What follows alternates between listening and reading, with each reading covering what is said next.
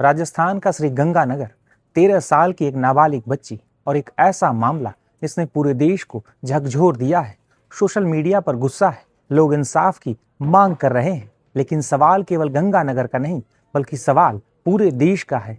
श्री गंगानगर की घटना की अभी जांच चल रही है। 32 आरोपियों में से अब तक 20 आरोपी पुलिस की गिरफ्त में हैं। बाकी आरोपियों की भी तलाश की जा रही है, लेकिन इस मामले से जुड़े अब तक जो भी खुलासे हुए हैं उसने पूरे देश को स्तब्ध कर दिया है। देश में महिलाओं और बच्चियों की सुरक्षा एक बड़ा मुद्दा है। राष्ट्रीय अपराध रिकॉर्ड ब्यूरो यानी एनसीआरबी के उपलब्ध आंकड़े बताते हैं कि साल 2024 में देश भर में 29,536 रेप के मामले दर्ज हुए थे। इससे पहले साल 2023 में करीब 32,000 मामले दर्ज किए गए थे। यानी हर दिन औसतन 80 से ज्यादा और हर घंटे करीब 3 से 4 रेप के मामले पुलिस तक पहुंचते हैं। लेकिन यहाँ एक बात समझना बहुत जरूरी है, ये सिर्फ दर्ज हुए मामले हैं। कई मामलों में परिवार बदनामी के डर से शिकायत नहीं करता, कई पीड़िताएं सामाजिक दबाव की वजह से चुप रह जाती हैं और कई मामलों में न्याय मिलने की लंबी प्रक्रिया लोगों को शिकायत दर्ज कराने से रोक देती है। यानी जो आंकड़े हमारे सामने हैं वे पूरी तस्वीर नहीं है।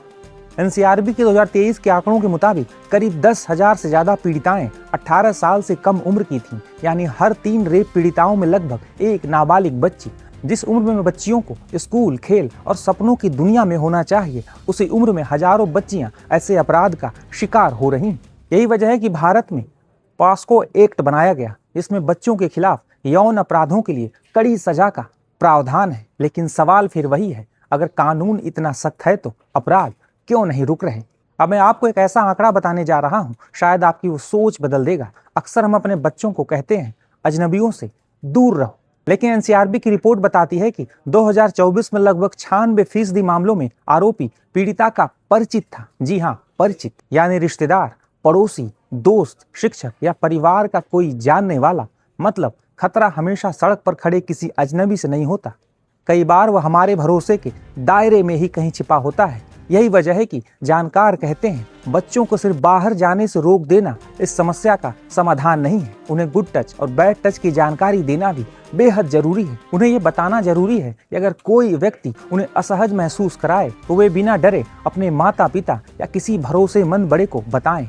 बच्चों को डराने की नहीं, समझाने की जरूरत है। अब एक सवाल है, क्या सिर्फ सरकार जिम्मेदार है? नहीं, इस लड़ाई में सबसे बड़ी जिम्मेदारी परिवार की है। अगर आपका बच्चा अचानक चुप रहने लगे, किसी खास व्यक्ति से मिलने लगे, बार बार अकेले रहने लगे या उसके व्यवहार में अचानक बदलाव आए, तो इसे सिर्फ बच्चों की जिद समझकर नजरअंदाज मत कीजिए। कई बार बच्चे बोल नहीं पाते, लेकिन उनका व्यवहार काफी कुछ कह देता है। स्कूलों की भी जिम्मेदारी कम नहीं है। हर स्कूल में समय समय पर बाल सुरक्षा, यौन शोषण से बचाव और पॉक्सो कानून पर जागरूकता कार्यक्रम होने चाहिए। रही बात समाज की, तो दुर्भाग्य से आज भी कई मामलों में सवाल अपराधी से ज्यादा पीड़िता पर उठाए जाते हैं। समाज को भी अपनी ये सोच बदलनी होगी। श्री गंगानगर केस सामने आने के बाद सोशल मीडिया पर कई लोग फांसी की सजा की मांग कर रहे हैं। जाहिर सी बात है, ऐसे मामलों में कठोर से कठोर सजा होनी चाहिए। लेकिन एक सवाल ये भी है कि क्या सिर्फ फांसी की सजा मांग करने से समस्या खत्म हो जाएगी? शायद नहीं। सजा जरूरी है, लेकिन उससे भी ज्यादा जरूरी है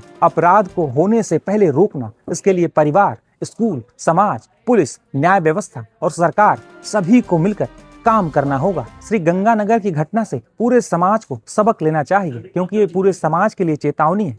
अगर आज भी हम नहीं जागे तो कल कोई और शहर, कोई और बच्ची, यानी एक और दर्दनाक कहानी हमारा इंतजार कर रही होगी। याद रखिए, बेटियां सिर्फ किसी एक परिवार की नहीं होती, वे पूरे समाज की जिम्मेदारी होती हैं।